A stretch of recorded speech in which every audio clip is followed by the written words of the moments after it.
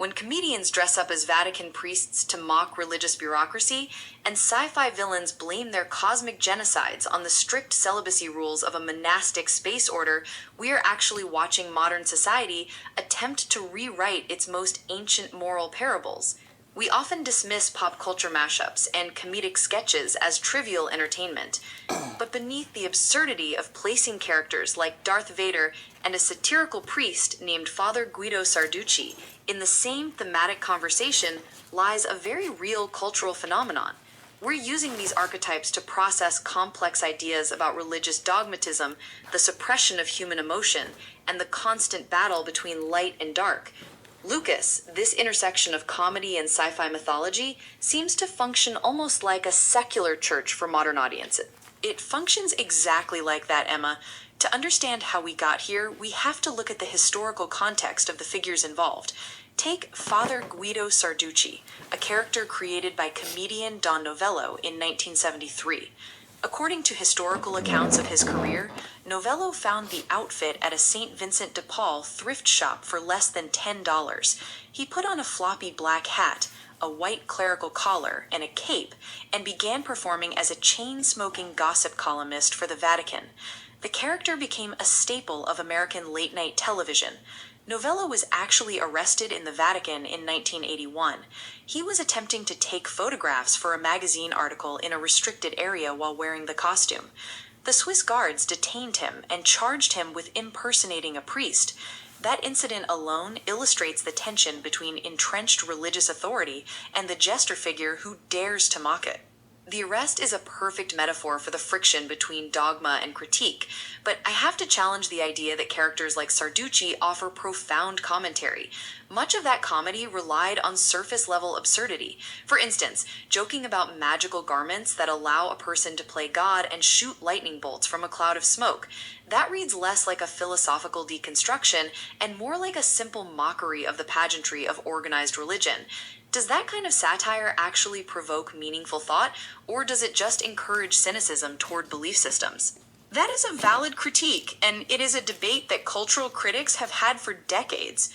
However, the use of absurdity is a calculated technique. When Novello's character joked about bizarre religious rituals or arbitrary rules, he was addressing a specific cultural moment in the post-Watergate 1970s. Trust in major institutions, including the church and the government, was plummeting. The satire resonated because it stripped away the intimidating mystique of religious bureaucracy. By turning a priest into a mundane, flawed gossip columnist, Novello highlighted the human element within supposed divine institutions. It allows the audience to question dogmatic literalism without having to engage in a heavy theological debate. The humor acts as a Trojan horse for skepticism regarding how religious texts and rules are interpreted.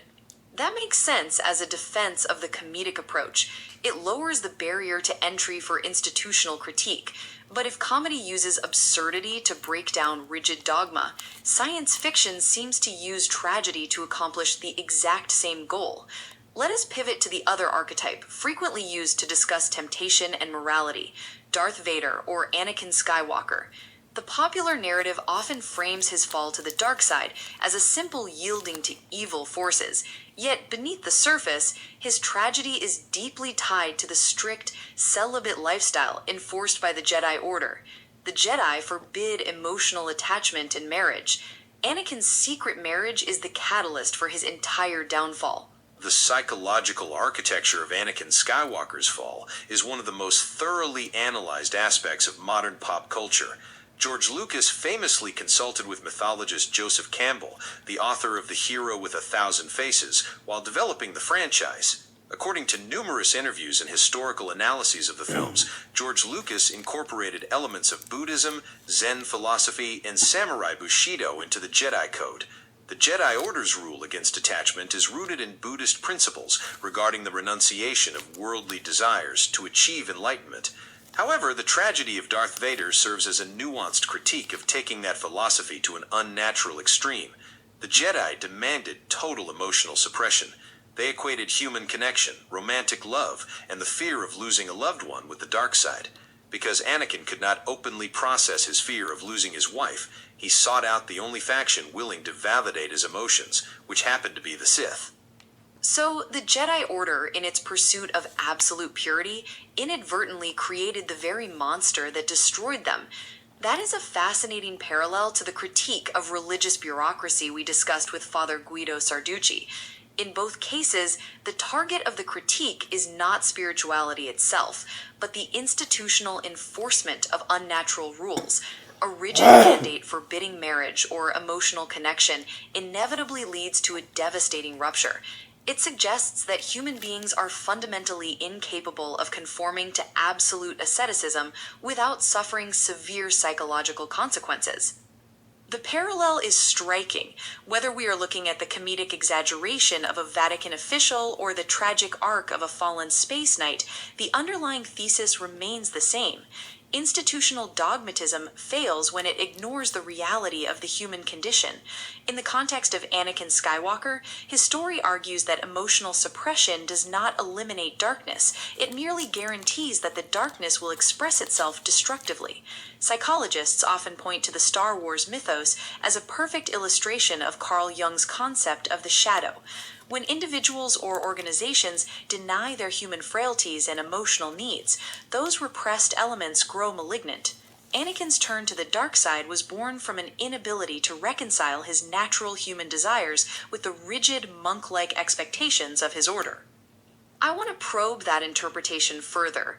If the Jedi Order represents a flawed, overly rigid institution, and the Sith represent the destructive consequence of repressed emotion, then the narrative seems to advocate for a middle ground. But the text of those original stories rarely shows us that middle ground functioning successfully. We only see the extremes. We see absolute detachment, or we see absolute tyranny and destruction. Does modern mythology actually offer a functional model for balance, or does it just revel in the dramatic conflict between these two extremes? That is perhaps the most significant structural flaw in how these parables are constructed. Drama requires conflict, and extremes provide the best dramatic material. However, the legacy of these stories has evolved beyond their original texts. The audience has recognized this gap and filled it with ongoing discourse about the necessity of balance. In recent years, scholars analyzing pop culture mythology have focused heavily on the concept of integrating the light and the dark, rather than allowing one to dominate the other. The argument is that true morality is not found in the sterile halls of a monastic temple, nor in the violent embrace of anger, but in the messy, complicated reality of human relationships. Accepting love, accepting the fear of loss, and choosing to act with compassion anyway, that is the synthesis these stories ultimately point toward, even if they arrive there through tragic examples. It is remarkable how these seemingly disparate cultural artifacts, a 1970s sketch comedy character and a blockbuster sci-fi villain, serve the exact same societal function. They're mirrors reflecting our anxiety about authority, rules, and our own nature. When people mash these concepts together in internet humor or satirical writing, they're engaging in a modern form of theological debate. They're asking fundamental questions about how we should live. Should we follow the rules of the institution, or should we honor our human instincts? They're absolutely engaging in theological debate, just with a different vocabulary. Instead of using classical scripture to debate the merits of asceticism versus worldly engagement, they use the Jedi Code and the tragic history of the Skywalker family. Instead of writing academic treatises on the corruption of the papal state, they reference Don Novello trying to sneak a camera past the Swiss guards. This shift in vocabulary makes these profound ethical questions accessible to the general public. It democratizes philosophy. Everyone can understand the danger of a system that tells you it is evil to love your spouse. Everyone can understand the absurdity of a bureaucracy that commodifies divine access. By using these vivid, universally recognized examples, culture allows us to safely critique the power structures that govern our actual lives. That democratization of philosophy comes with a risk, though. When we reduce complex theological and psychological concepts to punchlines and laser sword fights, we might be diluting the gravity of the questions. If someone's entire framework for understanding systemic corruption is based on a television sketch, or their understanding of emotional regulation is based on a space opera, they might lack the historical context needed to navigate real-world ethical dilemmas. The danger of modern mythology is that it can oversimplify human suffering. The risk of oversimplification is always present when dealing with allegory. Pop culture cannot replace rigorous historical or philosophical education. However, it serves as an entry point. George Lucas did not intend for his films to replace the study of Buddhism or the works of Joseph Campbell. He intended to introduce the emotional resonance of those traditions to an audience that might never otherwise encounter them. Similarly, a satirical character like Father Guido Sarducci is not a substitute for a comprehensive critique of ecclesiastical history. These cultural touchstones act as a shared language. They provide a foundational metaphor that people can then build upon. When we analyze why a tragic hero fell to darkness, we are practicing empathy and critical thinking, skills that directly translate to how we evaluate real-world institutions. Through that lens, the mashup of comedic satire and mythic tragedy reveals a deep yearning for authenticity.